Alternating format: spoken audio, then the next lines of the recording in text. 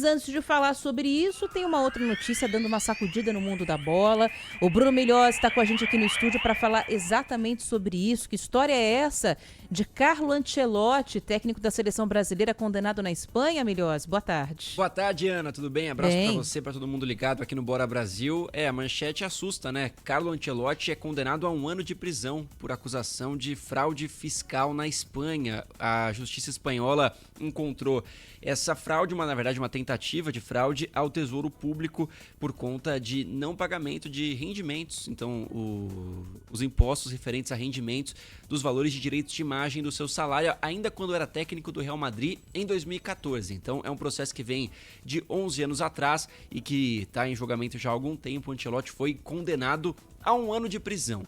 Só para a gente esclarecer, o Ancelotti dificilmente não deve ser preso, porque a justiça espanhola não coloca prisão obrigatória em casos quando ele é condenado a 2 anos ou menos e também quando não tem nenhum antecedente, o que é o caso do Ancelotti. Então ele deve apenas pagar uma multa de cerca de 360 mil euros, que é metade do que ele ganha no salário da seleção brasileira. Então fica mesmo o constrangimento dessa situação e o pagamento da multa que ele ainda pode contestar, mas não será preso o Ancelotti, apesar de ter sido condenado à prisão pelo não pagamento de valores que são tidos como baixos, né? São rendimentos que o Ancelotti diz já em julgamento que não tinha conhecimento, cerca de 2 milhões de reais, algo assim, que ele não pagou em 2014, referente a rendimentos dos direitos de imagem que ele recebia do Real Madrid. Eu estava vendo aqui que transferindo, né, convertendo de euro para real, dá mais ou menos 2 milhões e meio de reais de multa, né? Exatamente. Que dá para ele pegar um salário dele com a CBF e falar, pá.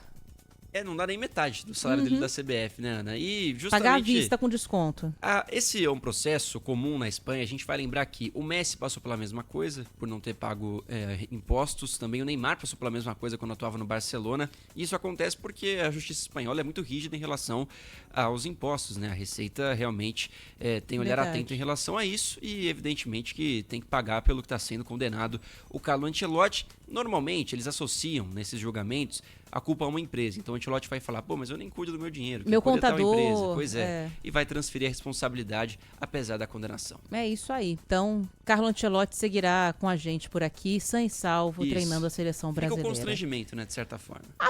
Quer dizer, pra quem é honesto, fica, né? Pois é. Sempre bate um pezinho de consciência a depender do que ele conseguir tirar desse processo. Pode ser conseguir alguma conversão, até uma absolvição, como já aconteceu em outros casos com o próprio Ancelotti mesmo.